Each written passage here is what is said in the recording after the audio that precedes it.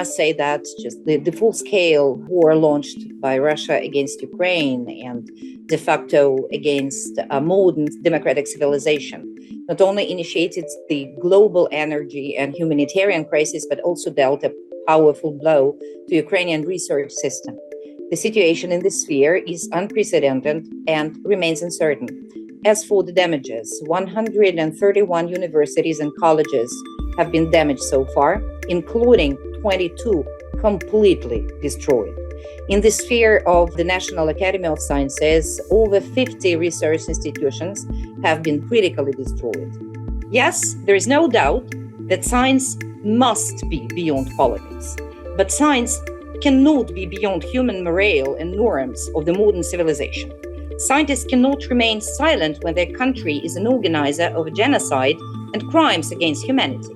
So we asked these Russian researchers not to be silent, and actually they were not. Out of all the responses we received, only 12% were relatively supportive or at least neutral.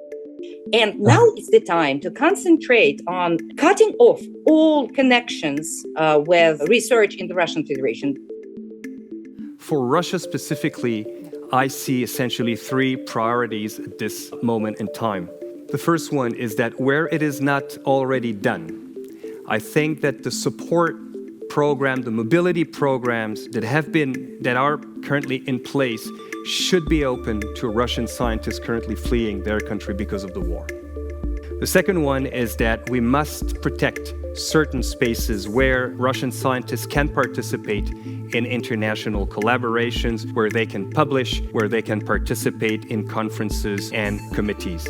And the third one is that I think we need to lead an assessment of the effect of the sanctions on Russian science and try and really evaluate their overall impact at the local level in Russia, but also at the global level.